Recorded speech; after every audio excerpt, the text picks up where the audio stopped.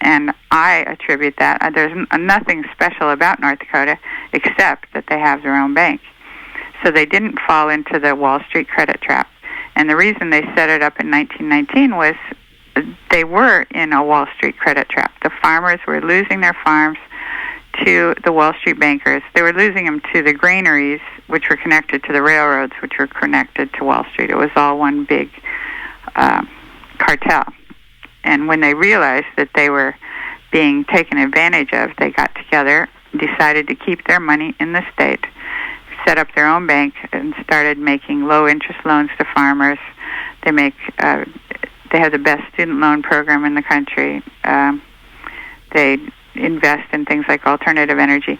They can take the long view. They can have a 10-year plan instead of always looking at their quarterly profits. If you're a corporation, you have to worry about your shareholders, and all they want to do is make money. They're not looking at what's best for the state over the next 10 years. Have people challenged you or fought you with regard to your proposal to initiate state-owned and run banks across the country? No, I've seen right now there are now 8 states that actually either have bills pending. There are 5 with bills pending and 3 that are talking about it in their legislatures. So there are 8 states that are actually discussing this possibility, and 8 candidates, not necessarily in the same states, all across the spectrum, political spectrum, who are including it in their platforms. So it's being discussed, and I've seen objections, but they don't challenge me personally. But I've seen, like Michigan had there was a lot of stuff in the news about the Michigan proposal, and then of course immediately the opponents came up and said, well, we don't need any more banks. We can take care of it with our own banks that are here, et cetera. So I have seen the counter arguments. I just haven't had to confront them. I mean, I addressed them, of course, but no, I haven't seen any hostility to me personally. Do you think that most people confuse your proposal with being more of the same, like a bank is a bank is a bank, and that the average person doesn't really comprehend the distinction between a traditional bank and a state-run and owned bank and what it can do differently than a regular bank? Well, that is the problem, that most people don't understand banking, period. Everybody thinks that banks take in deposits and then lend them, that they take them in at a low percentage and they lend them at a higher percentage. But that's not what banks do. And you realize that banks are creating credit on their books, there's no reason that we should be enslaved by Wall Street when we could set up the same system ourselves. Yeah, one objection I have had is that so you want government to, government's already messed everything up, and now you want them to have even more power. But that's the thing. Our governments have no power. It's the bankers, it's the corporations that have the power, and they own our government. And the only way we're ever going to get control and power back is to get back the power to create money. Money talks, and we can create that money ourselves. We do not need to be dependent on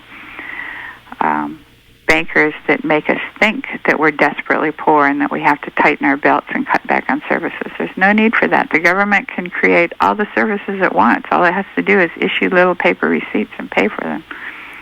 That's all money is.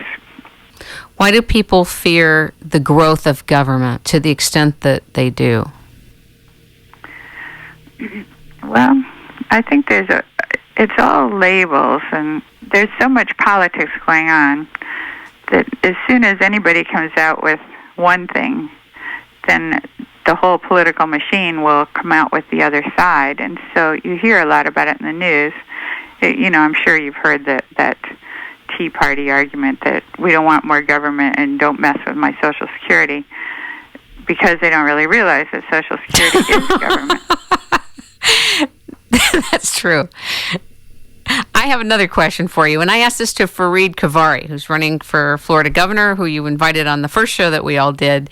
How do you ensure, or how does a process ensure when you establish a state-run bank that the people that form it aren't more the same of the other banks? In other words, how do you provision for something different in the stewardship and the running of it and the visioning of it. How do you see that happening?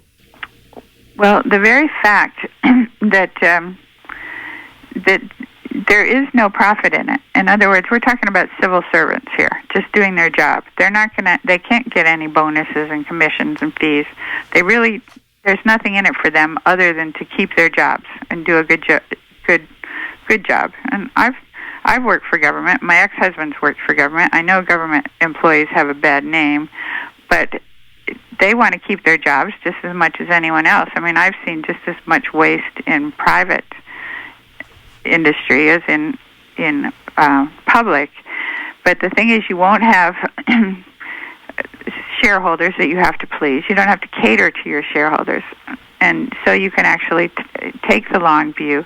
And you're not even going to get into that business unless you want to help your state. I mean, why else would you even do it? Because there's nothing in it for you except your salary. Would North Dakota help establish that blueprint of how to set it up? Is it already very clear for other states how to model what they've done? Well, these various states that have bills pending do have it. They've figured it out. I mean, it's not that difficult knowing how to set up a bank. Anybody can set up a bank, really. But the North Dakota model is not ideal for today. I mean, there will be, no doubt, modifications made.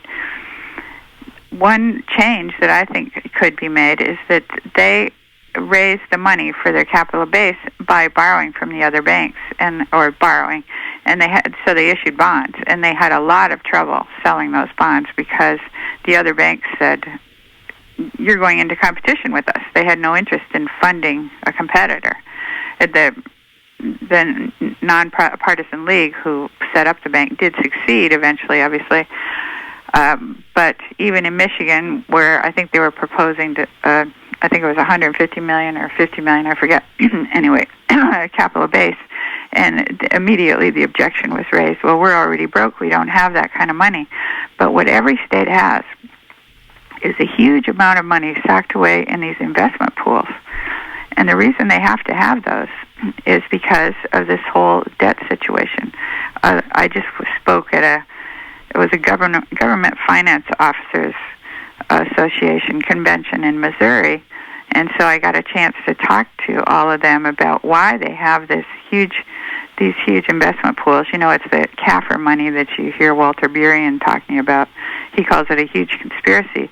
But actually, they have to have that money stashed away. Every city, every county, every state, every fund has to have rainy day money because they don't have any other way to get money except through taxes.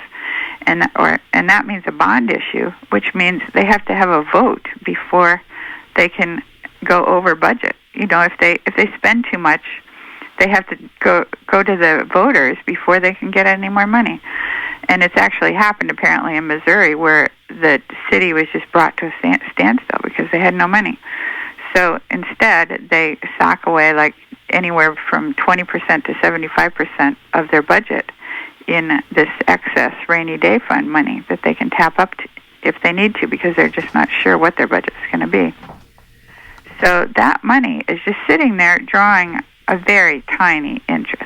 The banks, the Wall Street banks, are paying them almost nothing to put this money in the Wall Street banks and just have it sit there as CDs, certificates of deposit.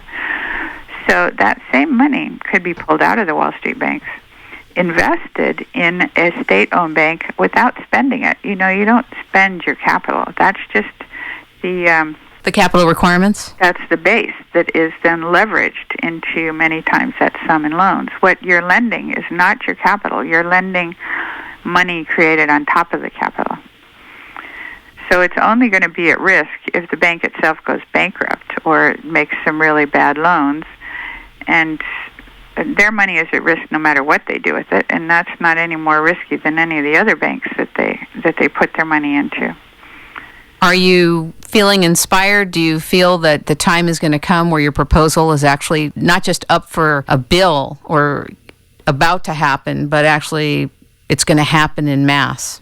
Well, it could take time because it takes time for people to understand these things. And until they do, nothing's going to happen.